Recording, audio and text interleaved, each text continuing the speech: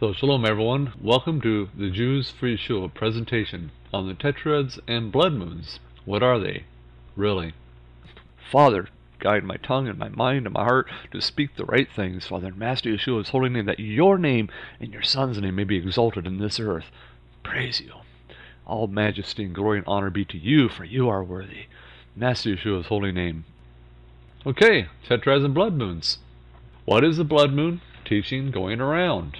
Well, you have many different things going on out there, many people speculating, and I'm going to try to give a more objective presentation of what's going on out there in the common teaching of the blood moon tetrad cycle. And this is what I'm going to present here, so you can get a more clear understanding of exactly what is a tetrad and what is a blood moon, because they're actually two different things, and they're being presented out there as if they're the same. That tetrads are made up of blood moons, and this just simply is not true.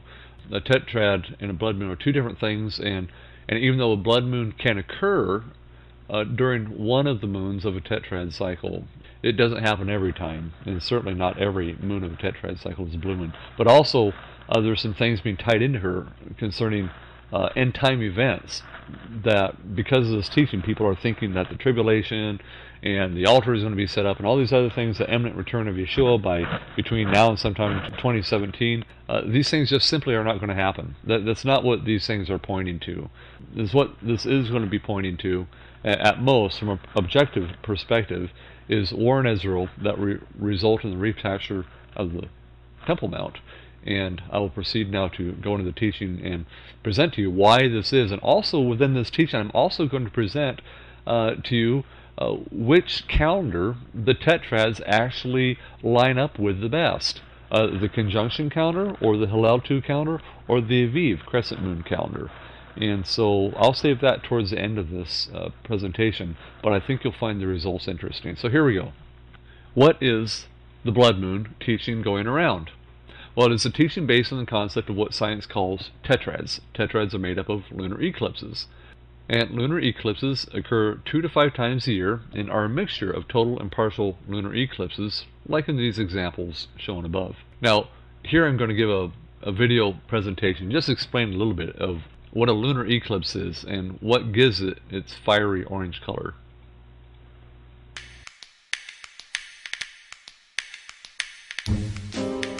If you looked at the moon over the course of a few weeks, you'd probably notice that it looks slightly different every day. The change in its shadow is based on where the moon is in its orbit. We call this cycle the phases of the moon, and it occurs roughly once a month. At least twice a year, however, something quite different happens. The moon passes through the shadow cast by the Earth, causing it to look extremely unusual for a short period of time. From the Earth, the moon will appear to darken and turn a deep red before eventually returning to normal. This is called a lunar eclipse. If we were to look at what happens from space during an eclipse, it would go something like this. First, the moon passes through what's called the penumbra, where the sun's light is only partially obscured. This results in only a slight darkening of the moon. As the moon continues along its path, however, it enters what's called the umbra, where all direct light from the sun is blocked. But if the sun is blocked, why does the moon turn red?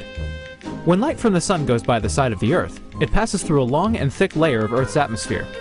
Shorter wavelengths of sunlight, like blue, are scattered by the atmosphere, so by the time the light has finished its trip to the moon, more of the longer wavelengths, like red, are left over.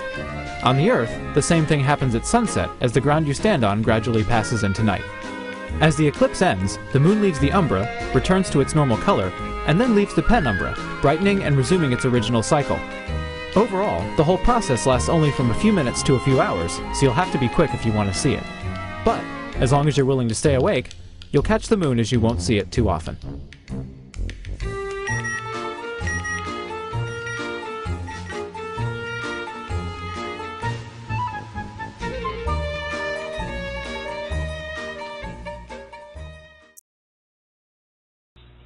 Okay, there is a little bit of an instructional video. Hopefully that was helpful. Okay, so what is a tetrad?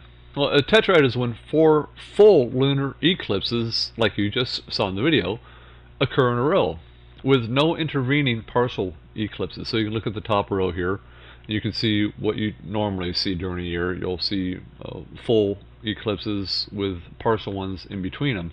But the tetrad, you have 4, like in the bottom row, you have 4 full lunar eclipses in a row without any partials intervening.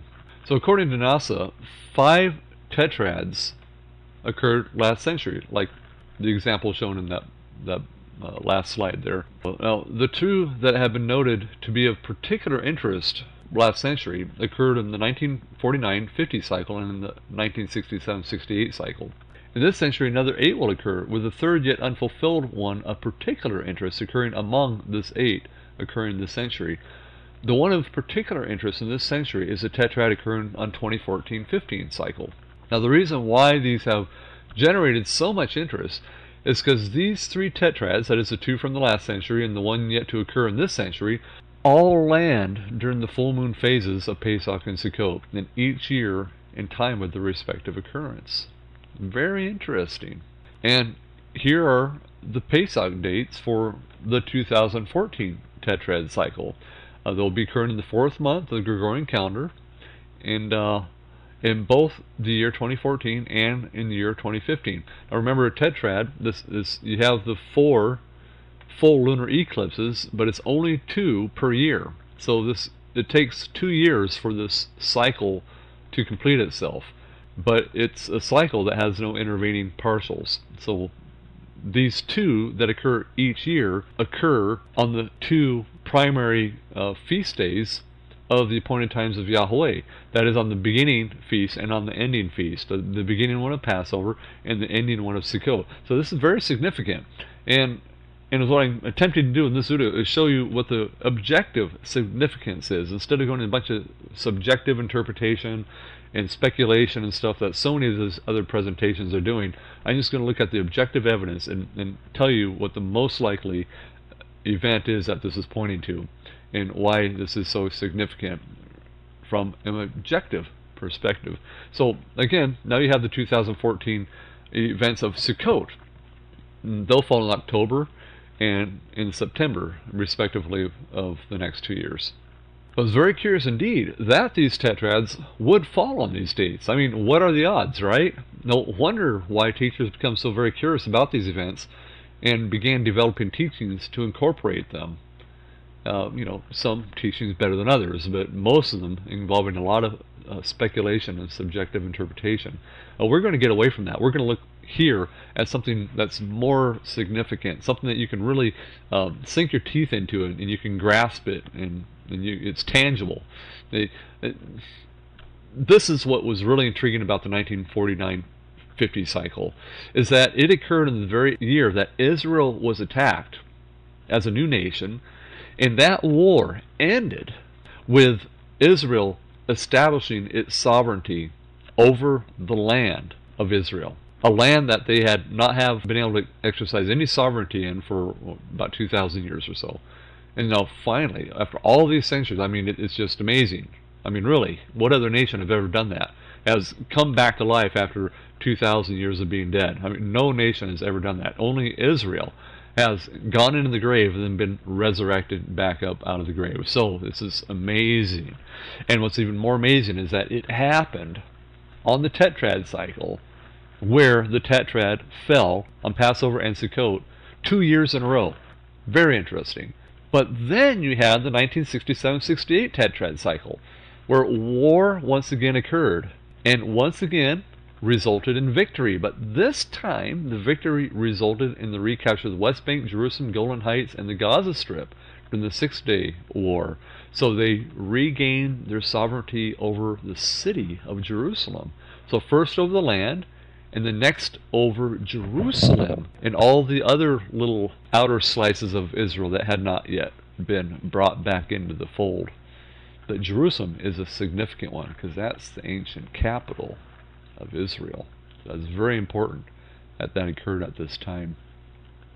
So what are the various teachers saying is going to happen during the Tetrad cycle of 2014-15? Well, their position are as follows: that the tetrads are blood moons, as described in Joel 2:31, Acts 2:20, and Revelation 6:12, and that as such, therefore, it must be the time of his imminent return, sometime between now and 2017.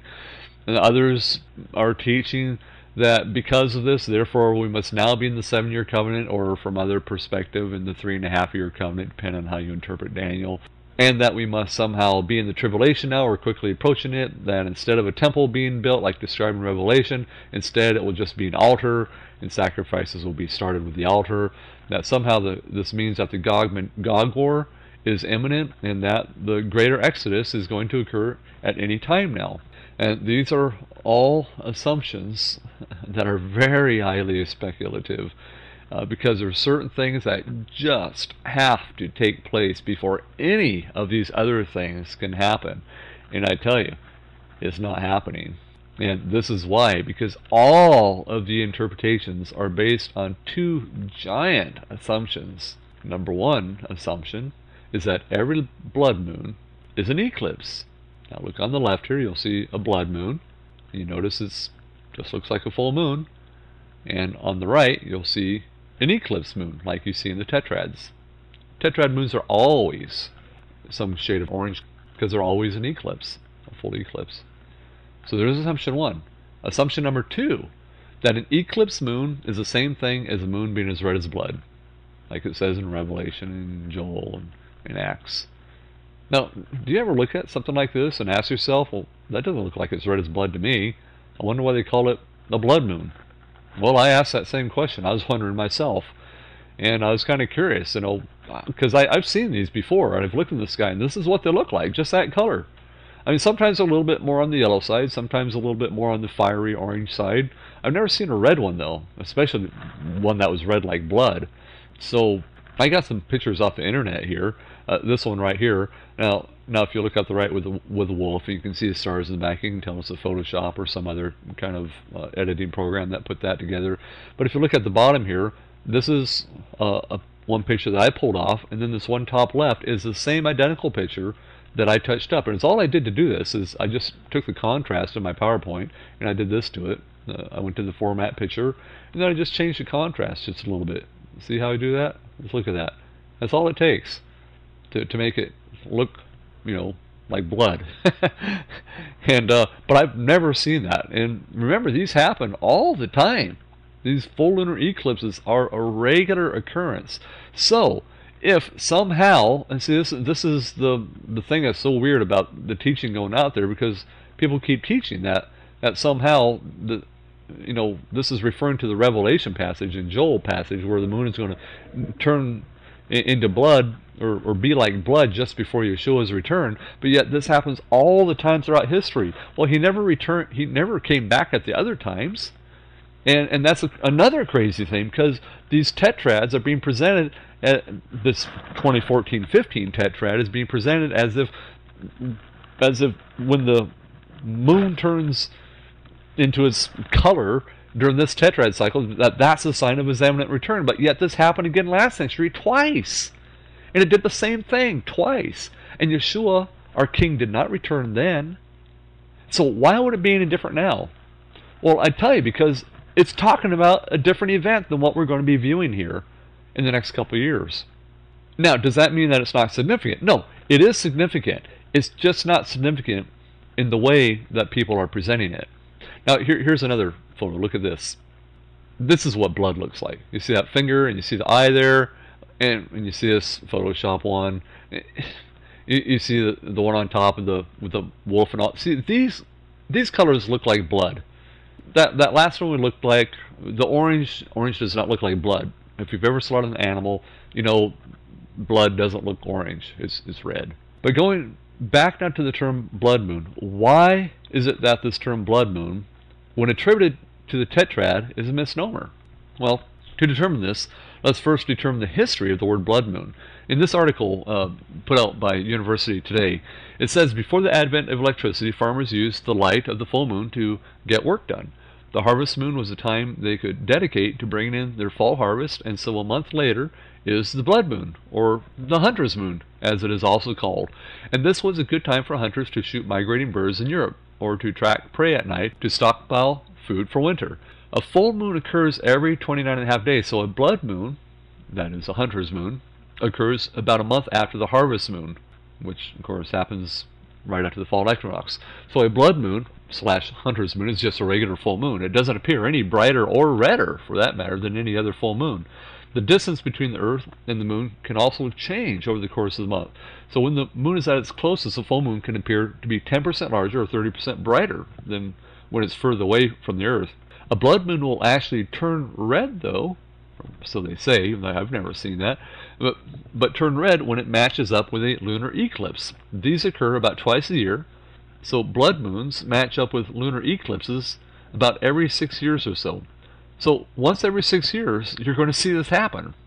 So it didn't just happen during the Tetrads of last year, and potentially during one of the lunar eclipses of this next Tetrad cycle, but this happens all the time. But yet Yeshua has never returned after any of these blood moon slash hunter moon slash Tetrad slash lunar eclipse events. It's because they're a different event than what Revelation is speaking about. And I'll explain a little bit more about that as we go further into the study. So at the time of this writing, the next blood moon slash hunter's moon lunar eclipse will be in 2015, according to this article. I thought I saw somewhere else that it's actually the 2014 Sukkot date where that will occur, but I might be mistaken on that. But anyway, there is one moon this next Tetrad cycle that will line up with the hunter's moon slash blood moon. But not all four of them, just one of the four. And that's on one of the Sukkots. I think it's Sukkot this year or Sukkot next year, according to that last article we just read. So, right here, look at this. So the harvest moon is the first, just recapping, the harvest moon is the first full moon occurring after the fall equinox. And here's a pretty picture of the harvest moon. And it actually has that orange color to it, doesn't it? So, but this is a harvest moon. It's not even a hunter's moon or a blood moon, but there it is. It has that color to it.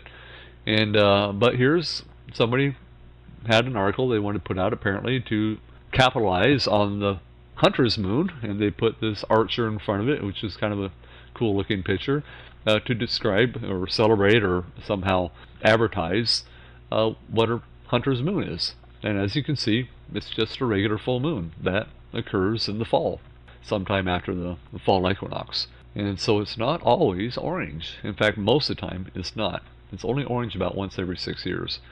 So now here's a NASA article. This NASA article says the same thing, basically, that the Universe Today article said. It says here, October 13th, 2004, there was one of these hunter's moons, or eclipses, occurred in 2004 as well. And this NASA article is announcing this event that's coming up, and it's saying, according to folklore, October's full moon is called the hunter's moon, or sometimes the blood moon. It's an October moon that is called this, and sometimes November, depends on where it falls. And so it gets its name from hunters who tracked and killed their prey by autumn moonlight, stockpiling food the winter ahead. You can picture them, silent figures padding through the forest, the moon overhead, pale as a corpse. Not red as blood, but pale as a corpse, as cold light betraying the creatures of the wood. The blood moon rises this year, midweek, October 27th, 2004. And so it's an event that's already passed, but they hadn't passed it at the time of this article. At first it will seem pale and cold, as usual, and then, according to them, blood red. But did Yeshua return then? No, of course not, because it's a different event than the one being described in Revelation and in Joel and in Acts. But it's a lunar eclipse, beginning at 9:14 p.m. The moon will glide through the Earth's shadow for more than 3 hours. Observers on every continent, except Australia, can see the event. The pale white moon will turn pumpkin orange as it plunges into shadow, becoming eerie red during totality. So, that's what a blood moon is, versus what the Tetrads are. The Tetrads are full lunar eclipses, but they are not blood moons. So the very fact that they're referring to the Tetrads as blood moons, plural, right there says that they have not done their homework. And they're putting this stuff out there. Now, if they messed up on that, if they can't even give it the right name, then what else have they messed up on in doing their presentations? And I mean, this starts right from the beginning of this research, of the people who put this out. Right from the source, from the original ministry that put this out. It's been assigned blood moons. And if they can't get that right, then what else are they wrong about? I mean, this is just basic research here This isn't even rocket science.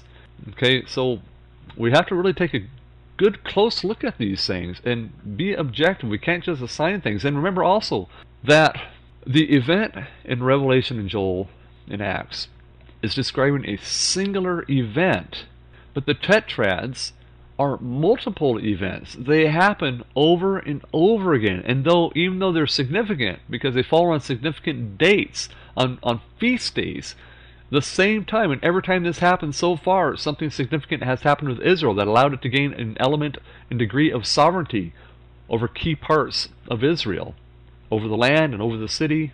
Okay, but these are multiple events. They are moons, plural. But Revelation and Joel speak about a single moon that is like blood. Okay, so going back to the article, the prior article and this NASA article state the blood moon, also known as a hunter's moon, falls in October of the year after the harvest moon following the fall equinox.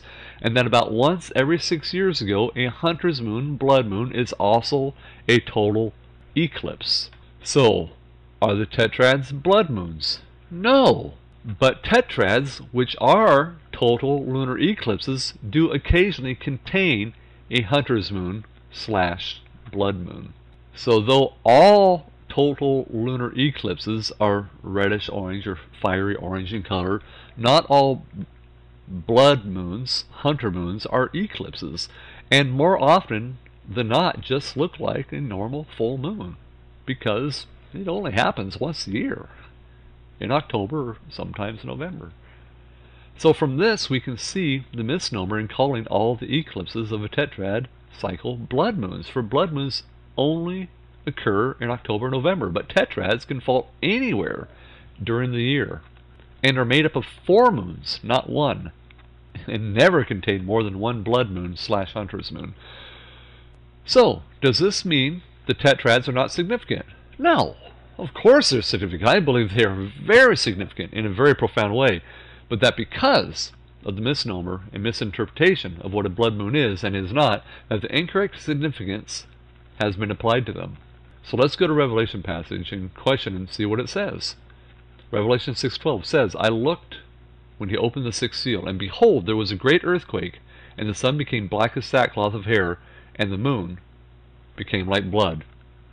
So first there's an earthquake, then the sun becomes black as sackcloth, and then the third event is the moon becomes like blood. Now it's interesting because some of the teachers out there are speaking about a solar eclipse that will also occur during this cycle, but it occurs after the cycle.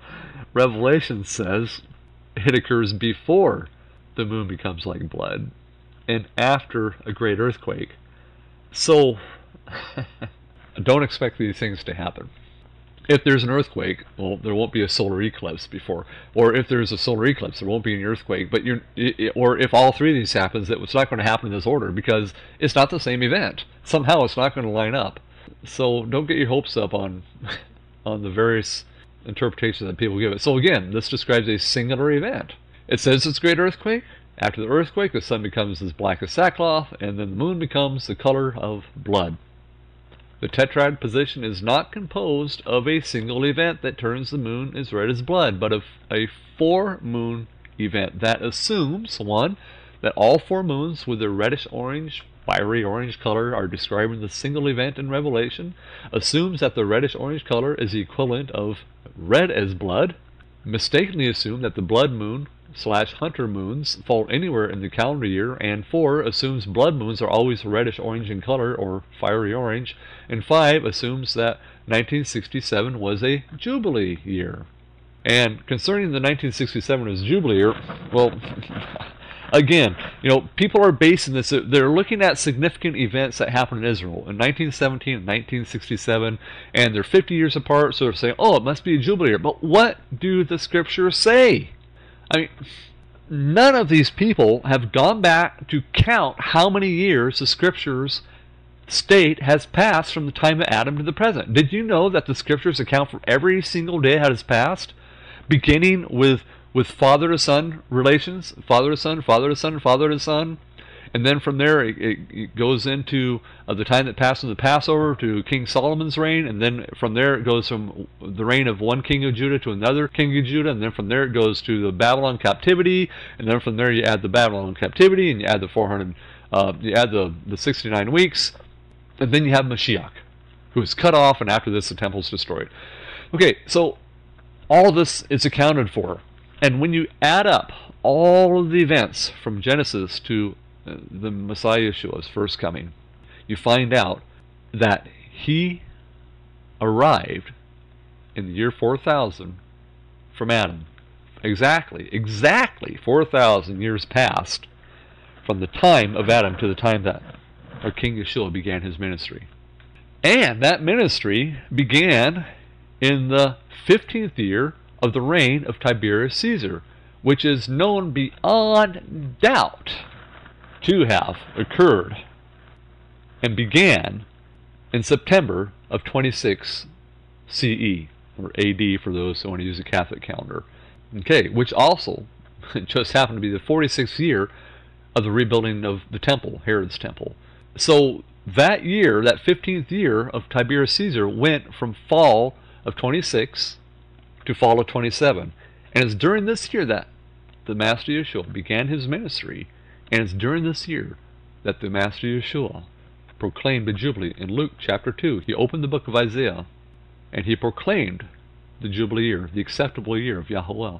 So that makes the year 27 and the year 77 of every century since to be the Jubilee years. And it just happens to be that that year was the year 4000 from Adam, according to the biblical record, which is completely verifiable and completely objective and requires no subjective reasoning or guesswork whatsoever. It's all there. Anybody can go in there and count up how much time passed. So, if the year 17 was the Jubilee year and Yeshua was just proclaiming a Sabbath year, which he wasn't, because the acceptable year of Yahweh was a Jubilee, but just for argument's sake, let's say that he was just proclaiming a Sabbath year. Well, if you count back 7 years from there, you don't end up in the year 17. From the year 17 to the year 27 is 10 years, not 7 years. So you can't say that he was proclaiming a sabbatical year, a Shemitah year, because if you go back 7 years, you end up in the year 20, not in the year 17. So no matter how you look at it, year 17 just doesn't work. And 17 doesn't work, then neither does 1917. So there's a problem. Okay? And also, these people are basing this on some rabbi, some person who called himself a rabbi, or that others called a rabbi, many centuries ago, who made some kind of prophecy, they claim, that that things would happen to Jerusalem in Israel in 1917 and 1967, which they say came to pass just as this person proclaimed would happen. And so they're taking hearsay. They don't actually know. None of these people have actually read his writing. It was done in another language. He was in a Muslim country under a Muslim calendar, and whether he was speaking Aramaic or Hebrew or Arabic or whatever, it was a different language. No one's gone in there and actually read it in the original language to see if it was properly interpreted. That is, the people who are making these claims haven't done that. And if it was properly interpreted, was it then properly converted from the Muslim calendar into the Gregorian calendar? Because when you overlap calendars, that can also be a tricky thing. If you've done any kind of calendrical work, it's not always easy to overlay different calendars. It can be quite a challenge sometimes, because different calendars were kept by different standards, and it's you have to find common historical events that overlap and then fine tune it from there. And so who knows? It's like taking Nostradamus, and people say that Nostradamus is that he's made all these projections and prophecies that came to pass. So when you go in there and you actually read his prophecies, you see that they're very vague, and that you could essentially interpret them to mean anything that you want. So how do we know? Well, what this rabbi said, this person that people call a rabbi, what they say, if it was accurately interpreted or translated from that Arabic language or whatever it was into English, or if the calendar was properly overlapped over the Gregorian calendar, who knows? But this we do know. 17 isn't a Jubilee year, because Yeshua, our Savior, proclaimed the Jubilee year in the year 27. Okay, so that makes the Jubilee years of each century to be the year 27 and 77. That means that the next Jubilee year will be the year 2027, which just happens to be the year 6000 from Adam. Fascinating. Because the year 4000 is 80 Jubilees from Adam, and the year 6000 is 120 Jubilees from Adam. And there's all kinds of prophetic pictures of that. I'm just thinking about Moses, 80 years old, right? He brings the children of Israel out of Egypt at age 80. And then 40 years later, Joshua, the conquering king, is taking Israel into the promised land. There's this amazing things that we can find if we would just look to the word of Yahweh and see what it has to say, instead of going by these rabbis who weren't even believers likely, and who knows what they're saying, and forget what the historical events look like. Just because something significant happened in 1917 and 67 doesn't make it a Jubilee year. It has to line up with Scripture. We can't look at events going on around us and then interpret the Scripture through those events. We have to look at the Scriptures and examine the events through the Scriptures and let the Scriptures tell us what that event is. Okay, we got it all backwards, and we got to stop. Only the Scriptures are the authority. If we're not using the Scriptures as our eyeglasses to interpret the events around us, then we aren't going to interpret them correctly, and we're going to mislead people. And that's not good, because we are held accountable before Yahweh for what we put out there. So I don't know about you, but when an entire position is based almost in its entirety upon numerous assumptions, I have a tendency to raise an eyebrow. That's not really me. So, the Tetrad cycles, they are significant, but they're not pointing to King Yeshua's imminent return in 2015 or 17 or any time between now and then. They're not indicative of us being presently in any 7-year covenant cycle or 3.5-year cycle, if that's your thing. They're not indicative of us being presently in any part of the Great Tribulation. So if they are not indicative of any of these things, then what are they indicative of? Remember earlier when I described what happened during the first 2 Tetrad cycles that landed on feast days in the 1949-50 and 1967-68 years? Tetrad cycles? What happened in the 1949-50 cycle? War! War with Israel. What happened in the 1967-68 cycle? War again with Israel. In the 1967-68 capture, they had literally taken back all of their land until within days they gave back the Temple Mount. They gave back the imagine that. They had everything. First they captured the land, then they captured the city, and then they gave back the Temple Mount. You'd think insanity, but is it really insanity? Or what's their plan? So before the Revelation Temple can be rebuilt, what does Israel have to take back and bring under its sovereign control? Yes, the Temple Mount. That's the only thing that they don't have sovereign control over yet. So if the 1949-50 war against Israel resulted in their establishment as a sovereign government in the land, and the 1967-68 war against Israel resulted in their capture of the West Bank, that is Jerusalem, Golan Heights, and Gaza Strip, do you think that perhaps the war that breaks out against Israel in the 2014-15 cycle might result in the recapture of the Temple Mount so that preparations could be made to begin the reconstruction of the temple? Like Revelation says will happen, and a temple will be built that has no outer court? Isn't that interesting? Because if you built the temple today where they believe the old one was at, guess what sits in the outer court? The Dome of the Rock. That's right.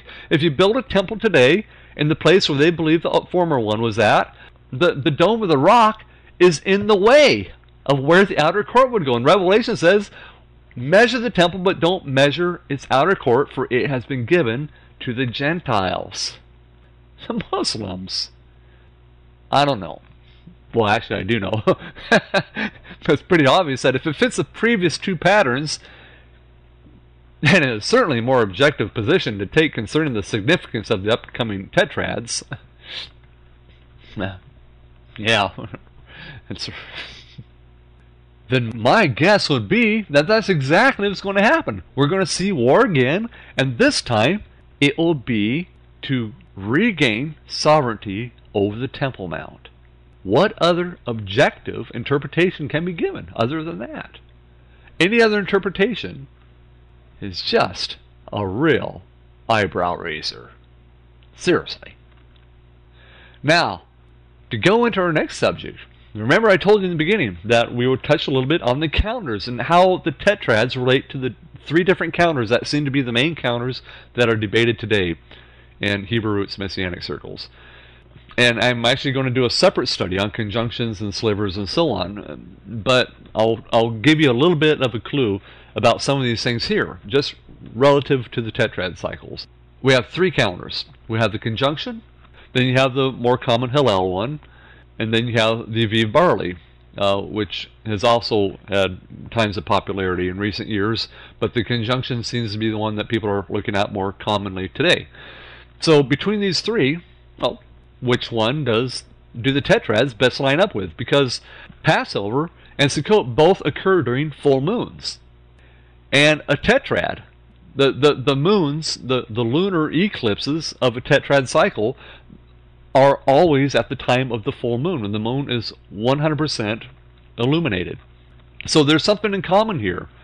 Passover and Sukkot fall, supposedly, this is their argument of the conjunctionists, is that they have to fall during the full moon. So if that's true, we'll use the full moon, and the tetrads are also full moons. So let's see. Let's just look and see.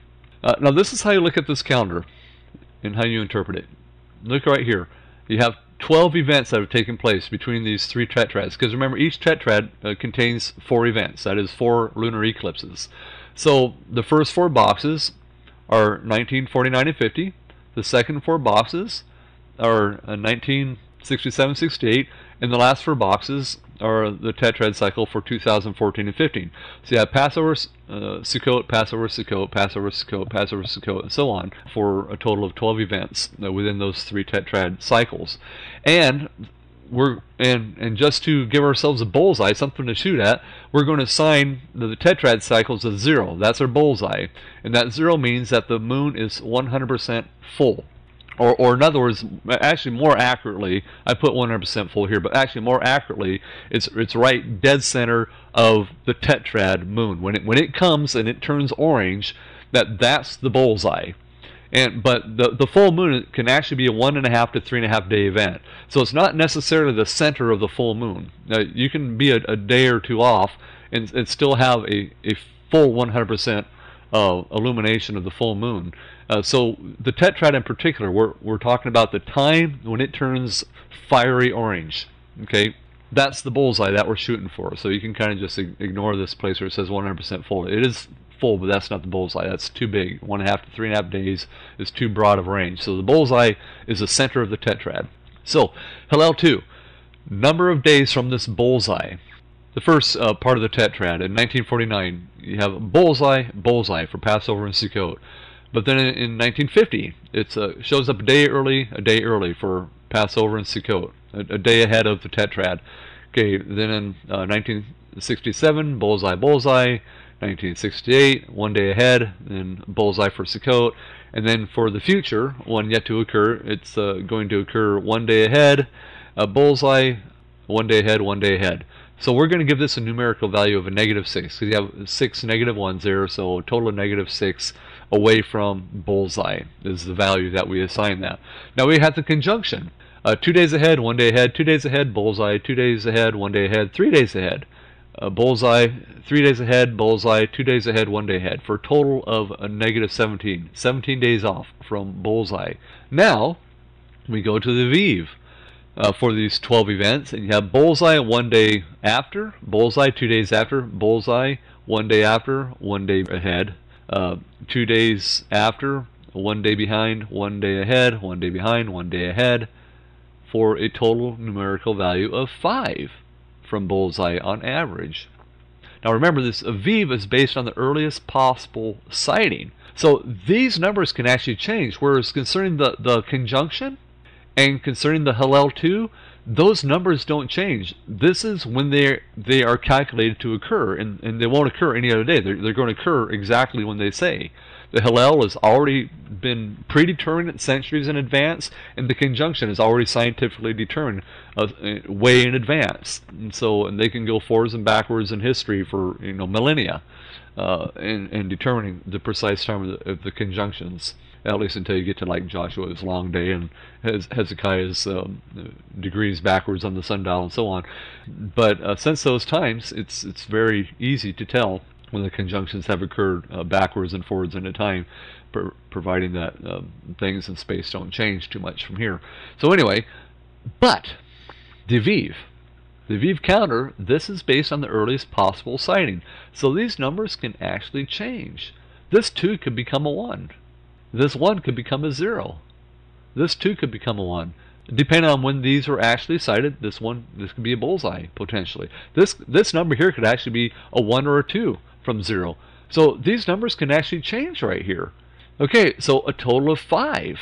At worst, this number can actually improve and get even closer, but it won't get any farther because this is based on the earliest possible sighting that gives us. But it can become a 4, a 3, a 2, 1, possibly bullseye all the way across, depending on when these were sighted here, these plus ones, if these numbers were lowered or not. Okay? But these ones here won't go any lower because this is the earliest possible sighting. So the -1 is going to be a -1. It's not going to be any earlier than that. So, very interesting. The Aviv is the closest to the full moon of the Tetrad that the conjunctionists say is a measurement of what is the right counter. The reason why they argue, one of the main reasons why they argue the conjunction is the right counter is because they say the full moon lands right on the feast days. But as you can see right here, well, not according to the Tetrad moon, which falls on the feast days. It doesn't happen. Okay, now let's try again. Okay, here's some dates. 2014-15. For this next Tetrad cycle, we're going to have right here the Pesach dates. In 2014 will be the 4th month of the Gregorian calendar, and the 4th month again of the Gregorian calendar in 2014 and 2015, both respectively, same month, slightly different days. Then for Sukkot, 2014 will be in October, and 2015 will be in September. So a little bit off. And here's the precise dates astronomically. These are pulled off NASA's site, so you can see the exact day that the Tetrad moons are going to show up. The 15th of the 4th month, the 8th of October, 4th of the 4th month of 2015, and the 28th of September 2015. So these are the NASA dates that these Tetrads are going to fall in. Now, if you take all these dates in the past, and that's just kind of give an idea what's going on, but now going into the future and in the past, combining all of them, we have this one right here. You can see 1949-50 Tetrad cycle. And I see these numbers again. You have the Tetrads represent the center of the full moon. Okay, the direct middle of it, regardless of whether the full moon is 3.5 days or 1.5 days or something in between. The Tetrad is right in the middle of it. Okay, so that equals 0, just like before. So Hillel dates, and 0, 0, -1, -1, or day ahead. Conjunction dates, a day ahead, a day ahead, a day ahead. Bullseye. Aviv dates, depend on whether it's 100%, 90%. It can be assigned a 0 or a 1. Here a 0 or 1. Here a 1, -1 or a 0. So these are all dependent on when the sliver is sighted. Again, this can be a 1 or a 2. Most likely a 1 is what happened. And then here again, this is for the 1967-68 cycle. You can compare these. Bullseye, bullseye, -1, 0. Conjunction is bullseye, day ahead, bullseye.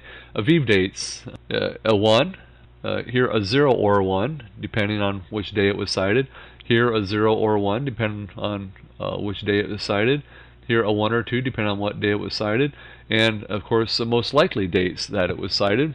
For here, 1% to 4%. So most likely sighted the first time. So you can kind of get an idea. Just go through these and see how the Aviv can change. It can actually improve its numbers. And up here again, this is for the 2014-15 cycle, which we have yet to calculate, but we're going to actually be able to witness these and record these as they occur, and we'll know exactly what these numbers will line up for the Aviv this year. But these ones here for conjunction and Hillel, these are standard. These dates aren't going to change. So it's going to be a day ahead, bullseye, day ahead, day ahead. 2 days ahead for the conjunction, then bullseye, day ahead, a day ahead. And then here for Aviv dates, you have will be a day ahead or a bullseye, a day or 2 days after, most likely 1 day after, bullseye or 1 day, and so on. So And then, of course, it gives what the moon will be, 100% full, 100% full. Okay, so these days can change. They can be improved. And I'm going to show you these numbers on actually laid out on a chart here quickly. But first, I'm going to go into what happened in 2013. In 2013, we were able to observe the Pesach and the Sukkot dates, so we know exactly when they happened according to conjunction, and we know exactly when they happened according to the Aviv. So comparing these two competing calendars as the alternative choices to the Hillel that people are looking at and debating about, and the Pesach, according to conjunction, occurred on 3/25, and at that time the moon was 93% full. For Sukkot, it occurred on 9/19, and the moon was 100% full. So the average fullness was 96.5%. Now for the Aviv calendar, Pesach occurred on 3/27 of 2013, and it was 100% full. And for Sukkot, it occurred on September 21st. It was 97% full, and the average fullness was 98.5% full. So which one is closer? Once again, the Aviv was closer to being full than the conjunction. Now they're the ones that want to use the full moon. I don't need to use the full moon to support the Aviv. I have all kinds of different ways to prove the Aviv, the crescent moon, as being the proper calendar. But the conjunction is one of their main arguments, is the full moon. So I said, okay, well, if that's the standard they want to go by, well, then let's see which one compares best. And clearly, the Aviv is hands down closer to a full moon than the conjunction is to when the Pesach days actually fall. But now here's that chart again. Look in here. Look at this. Center of the tetrad. Again, we have our zeros for our bullseye, and then we have percentage of fullness of the moon at the time of the tetrad, and that fullness always for the tetrad is always 100% because it's right smack in the middle of the full moon when these tetrads occur and turn their fiery orange color, or whatever shade of orange. Here it is, pure conjunction. 2 days ahead, bullseye. 1 day ahead, 1 day ahead. So that's a value of a -4, because we had 2 + 1 + 1, okay, you have 4. And then you have 4 events divided into this. So you have 4 divided by 4 events. That gives you an average of 1. So you take these 4 events and you divide it by the number, the -4 total, and you end up with an average of 1 day ahead. Okay, so that's what we come up with there. But as far as percentage of fullness, you have 94% full, 100%, 98, 98. So the average for these 4 events is 97.5 for conjunction. Okay, now Hillel II. Okay, the numbers: day ahead, bullseye, day ahead, day ahead. So this is a 3. And you take the 3 and divide it by the 4 events, and you get an average of 0.75 ahead of schedule, ahead of the tetrad, ahead of the center of the full moon. Okay, and then the average fullness, 98%, 100, 98, 98, for an average of 98.5%. So it's closer than the conjunction. Now we go to the Aviv. 0, okay, bullseye, 1 day ahead, bullseye, bullseye. So that's 1 divided by 4 events gives you an average of 0.25 days after the tetrad. So that's really, really close. And each time is 100, 100, 100, 100% luminosity. So, again, which calendar is closest to the tetrad, which falls right smack in the middle of the full moon? The Aviv. I know, it's just endless, but no matter how you slice and dice it, it comes out the same every time. So check this out. Okay, now we're looking at now we're putting all 3 tetrad cycles side by side. You have 1949-50, 1967-68, and the 2014 and 15. And so they're all lined up here. See, side by side, they're going up and down and side by side. So they're forming 4 columns. So we have Passover, Sukkot, the 14-9-50 cycle, then Passover, Sukkot of the 67-68 cycle, and then Passover, Sukkot for the 2014-15 cycle. And then here once again we've assigned the bullseye 0, and which is equal to 100% luminosity of the full moon. We'll start off with conjunction. If we count this way, because we're going to take all 12 events. Remember this last counter we just showed you before this one was just taking the 2014 and 15 event that's coming up. But this takes the average of all 3 of them and puts them side by side. So conjunction: a day ahead, a day ahead, a day ahead. Bullseye, bullseye, day ahead, bullseye, 2 days ahead, bullseye, day ahead, a day ahead. So a total of 9 days ahead divided by 12 events gives you an average of 3/4 of a day ahead of the center of the full moon. And an average luminosity, 98, 99, 95, 100, 100, 98, 98, 100, 94, 100%, 98%, 98%. Then you take the total and divide it by 12, and that gives you an average 98.17% luminosity of the full moon. So now Hillel II.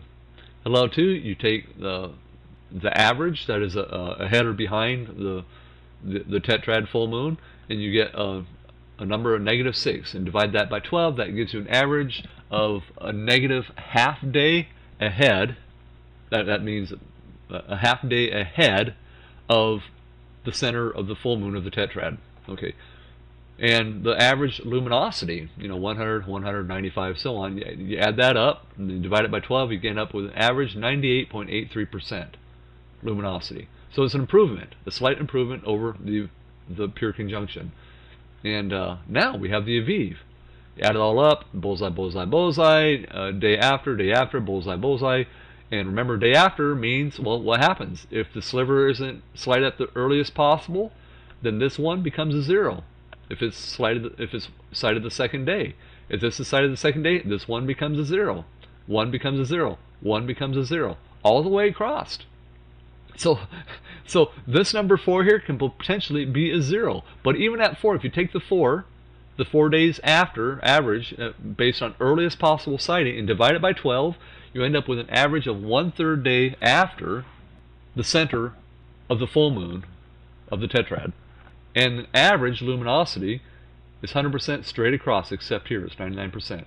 The average luminosity is 99.92%. So which one is closest to the full moon? The Aviv. Which is farthest from the full moon? Conjunction. So people want to argue in favor of the conjunction? Well, it probably wouldn't be a good idea to argue it from the point of a full moon. Because clearly, when arguing from the perspective of what is closest to a full moon, conjunction loses hands down, and Aviv wins hands down. So, thank you for joining us at Jews for Yeshua. Visit our website sometime if you'd like to donate to our ministry. There's a PayPal button on our website. You can donate anytime, and we take this gospel, this message, as well as other messages all over, wherever people would like to hear us. We will travel there, and we will give a presentation on whatever subject that we are specialized in. We also go and we talk to various churches and pastors and introduce them to the appointed times and to Yeshua, our Messiah, and to the Torah that He instructed us to follow. And it's a wonderful ministry that Father has given us, and we're really blessed to be able to share this presentation as well as any others with you. And so please join us again sometime. And until then, shalom, and be blessed in our great Master Yeshua, and our mighty Father, Yahweh, our King and Creator.